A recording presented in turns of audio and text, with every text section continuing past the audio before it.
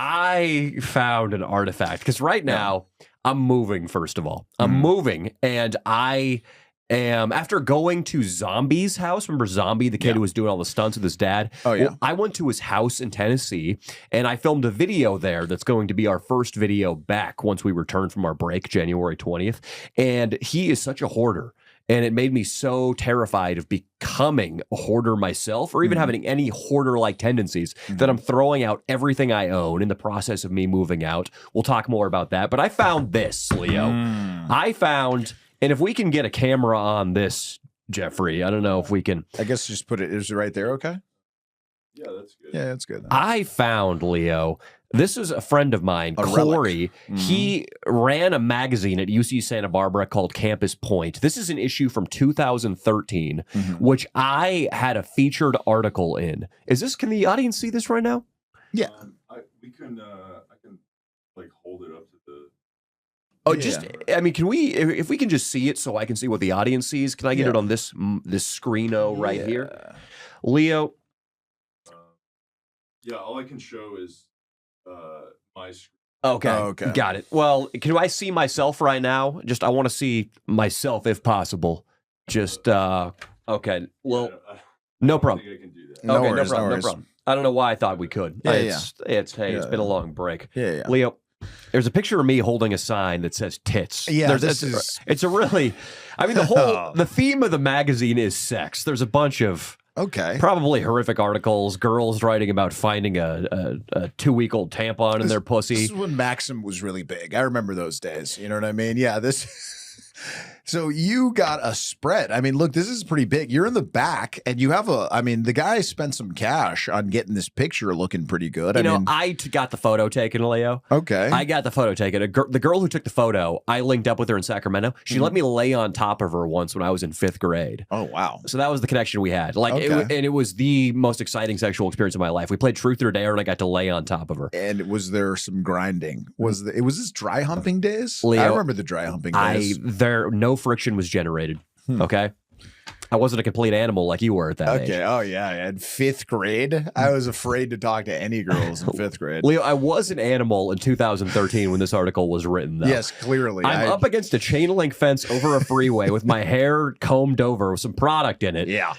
Trying to look handsome. Some would say succeeding. Yeah. You look all right. You look good. It looks like a Hanson's soda box that I deconstructed and wrote with Sharpie on the back of. Yeah. Why were you going for that look? You were going for like, I'm a bum and I just wrote tits on a piece of cardboard. Like, it's really confusing. Like, if I was panhandling for tits, why did I have to dress up so cute? Yeah, you think I'd have a little 5 o'clock shadow and some dirt patches on my cheeks? Yeah, exactly. Now I'm afraid of the contents of this article, Danny Mullen. Yeah, Leo, your brain was not. It was not okay in 2013. Leo, this might be hurtful for me to say to you right now, but what I wrote in 2013 is basically the internal monologue you have every single day. Oh my God.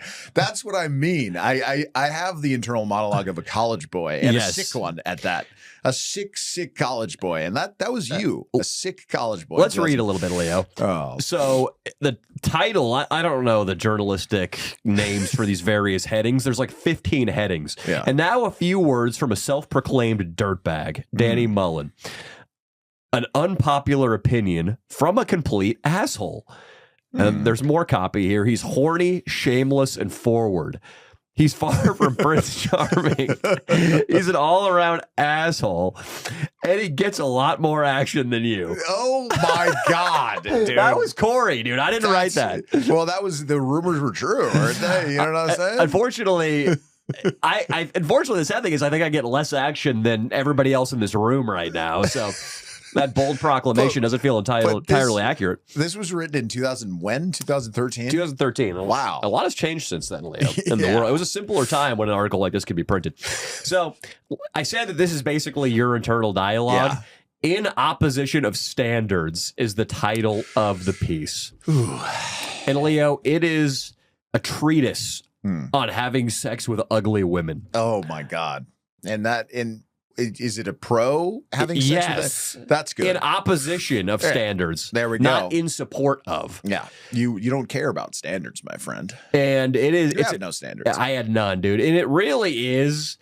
Like, I wanted to ask myself when I saw this, when I rediscovered this, like, was this a little cul-de-sac of my brain that I tapped into for a weekend to write this article? Or was this 98% of my brain's activity at the time? I think it was the latter. I really think that my whole world revolved around just putting my penis in wet things. Yeah, wet and warm. I guess you wouldn't. I guess you'd put it in an ass, which doesn't not necessarily as warm as Or the a vagina. corpse, Leo. Or a corpse, at the time. In opposition of standards. Oh. I mean, there was a lot of dead bodies washed up on the UC Santa Barbara coastline, and you can fuck those and they're not warm. They a lot of people tend to die on that coastline. You're right. A lot of Now, them. a lot of cliffs, a lot of slip and falls from the cliffs. Yep. Now, what is your? Did you peruse the article? Yeah, I did. Yeah. Do you want to bring up the worst part? Or Yeah. What, I want you to write something that you might not agree with anymore. Actually, you probably agree with all of them. But I know. I mean, let's read it first of all. Let's Sure. just get into it. Okay, there's a lot of preamble that we don't really need, so I'm gonna get into where it gets juicy. And just allow me to read, Leo, because I will. this, I spent a lot of time on this in 2013. I bet you did. You thought this was going to change your life, maybe? How many people? What was the circulation of this bad? Like, who knows how many people read this? The only person I know for sure who read it was I went and partied with Corey in Tahoe one year for 4th of July, and he brought a bunch of these magazines, like a bunch of copies, and I had sex with a girl, and then the next morning he showed her this and let her read it. Oh my God. And she was not attractive, and you could see the color leaving her face every paragraph she read. So let's get into it, Leo. If a guy's compelled to fuck just for the sake, I'm going to say effing, just so we can maintain some monetization here, be a professional. If a guy, I want to be professional, Leo. I like that. If a guy's compelled to F just for the sake of effing, as being unselective would indicate, he's entered into a healthy relationship with his sex drive. It's a dubious sentence right there. Leo would agree, but it's true. the never-ending journey to satisfy it will inevitably result in him becoming better at seducing all women, meaning that a few gorgeous girls are bound to fall in his lap eventually. He's the guy who goes to the batting cages every day versus the guy who only practices hitting in game situations. Oh my God. The other guys may laugh at him for strapping on his rental helmet and taking swings at all the bumpy, misshapen yellow balls that come his way. But who do you think shines when it actually counts, Leandro? Oh my God. This is some good stuff, man. I used to say you don't take batting practice with pearls, which meant like pearls is a perfect baseball. So that was the analogy. It's the same analogy you made. And you even used baseball. We were thinking the same at the time. At the time, Leo? Yeah, still. You thought this in the ride up here today. You were like, Absolutely. you got to take batting practice on the bumpy, misshapen yellow balls. That was Leo's brainwave 5 minutes ago. Part of my resolution is to uptick the sex with the ugly women this year. Nice. I think we need to go back to 2013, man. I think we do, dude. I think we need to go back 2013. We dude. do, yeah. Before we were so mobily connected, it was like, things were more in person back then. You fucked fat girls, and then occasionally you'd log into Facebook desktop. Exactly. Let me clear to get fat girls on Facebook desktop. Let me clear up what may be a point of confusion, because some young men were confused at this point in the essay here. Oh yeah. A good player has high standards for girls he dates and is seen in public with, but almost none when it comes to random hookups. Obviously, most of your time and effort should be put into pursuing high-quality women who get you excited, but not at the exclusion of less attractive girls, especially if they require little to no work to seduce and there's nobody around to see it. Wow. Now, listen to this, Leo. I'm like a great white. In front of other sharks, I'm taking down dolphins and sea lions. But if you cut open my stomach, you're going to find a bunch of seagulls, a few jellyfish, and an old tire that fell off a tugboat. This is an unbelievable article. We need to like publicize. We need to make this public now. We might need to bring back my writings. We need to put, this is pretty good. That's not. It is exactly what you are. If you were a great white, what they'd find in there. You too, buddy. Oh, me Let's too, see that, buddy. let's open up that tiger belly. shark. I think I'm more of a tiger shark, but I do believe they'd find. Oh, and are tiger sharks more selective in what they eat? No, I think it's worse. I think it's worse. I think it's worse. Yeah. I think tiger sharks are a real bottom dweller. Yeah, But they eat more garbage. yeah, but listen, dude, that is such a good analogy. Wow. Yeah, I like it. and it does depress me a little bit reading this because you can tell that all I had to offer the world were my ruminations on pussy getting. Mhm. Like, this is it right here. This is my magnum opus at this time of my life. But we've met so many folks in our travels that just don't think about the vagina. And don't you think it's a lot better to overthink? I mean, you were overthinking vagina Yeah, at the time. It was almost poisonous. it was. But isn't it better to have that than the opposite, where you don't care at all about vagina, and that's almost like it's more sad in a way, right? I mean, that is sort of sad too. That I'm Yeah. still like that. Yeah. The problem Well, for me is that I'm sometimes they do. still like that. Yeah. Well, Leo, You know? here's what sucks about it. I would agree with that argument more if it were something you could get out of your system. Mhm. Like, once you had sex with, say, 50 women, Mhm. you could settle down happily into a monogamous relationship and never feel tempted again. That would be nice, but we all know that's not how it works. No. Where it is the dragon chase, like Yeah. heroin user experiences. Like, a fat kid Mm. can't just go through the McDonald's drive-through once and get it out of his system. He's got to go 3 times a day. Yep. And And I attribute that to being in a big city. Both of us are in a big city. That doesn't help.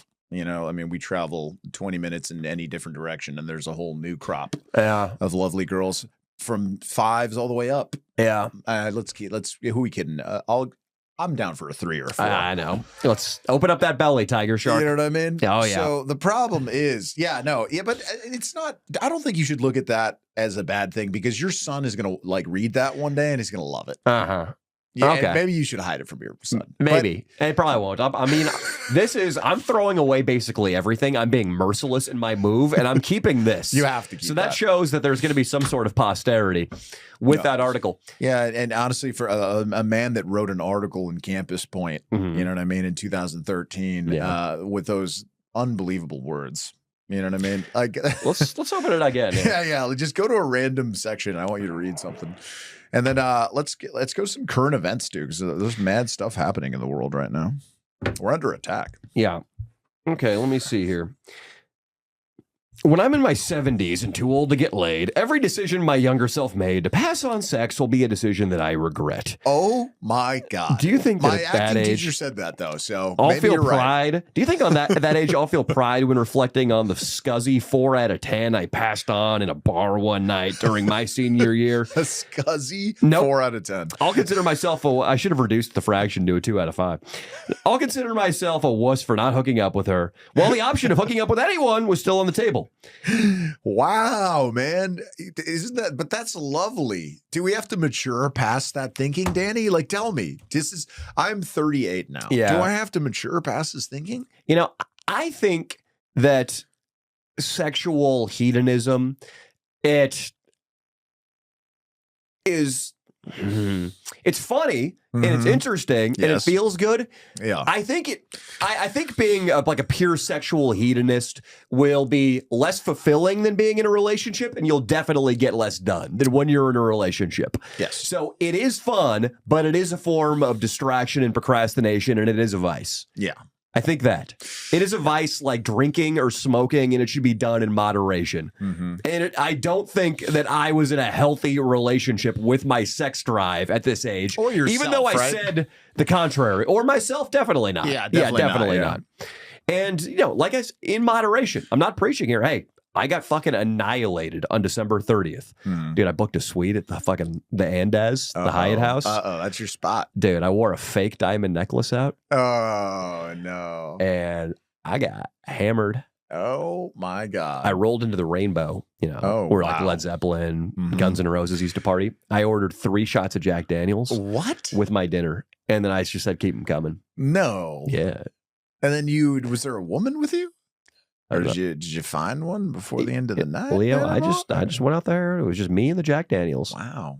That's you know what it probably opened up some old feelings. And how'd you feel with the Jack Daniel? It's truth serum. Did you feel good? At one point I threw up at Saddle Ranch. Okay, I vomited. I just projectile vomited my entire meal from the Rainbow into the bathroom while some Latino guy was in there. He's like, "You all right, man?" And I was like, "Yeah, dude. You know, just got to clear out, make more room." Yeah. And I went right back out there. Just kept getting fucked up, dude. No way. Oh, so you really let loose just a couple days ago. Dude, Holy shit. Oh yeah, dude. Oh wow. When I put the fake diamond necklace on, it was on. Yeah, that is crazy. I can't even imagine this. You went on a solo mission? Dude, this is a very strange evening for you. What were you doing? I got a suite at the end, as dude. That's crazy. I got a like the big fucking 1-bedroom king suite, and I was just overlooking the Sunset Strip. I was listening to Alice in Chains, just getting hammered, dude. That was good. That sounds like a good time. Yeah. See, that was on New Year's Eve? Yeah, New Year's Eve. Okay, so Eve. Because so it's a good deal. You probably got a good deal on that. I got a good deal. And then also, I didn't wake up January 1st hungover, which is really bad for your momentum going into the year. Yeah. I believe that. So what I'm saying is moderation. Moderation, yes. But that needs to go on your Patreon, obviously. Because some people need to read that full article. They might need to. Yeah, some of them might need the guidance.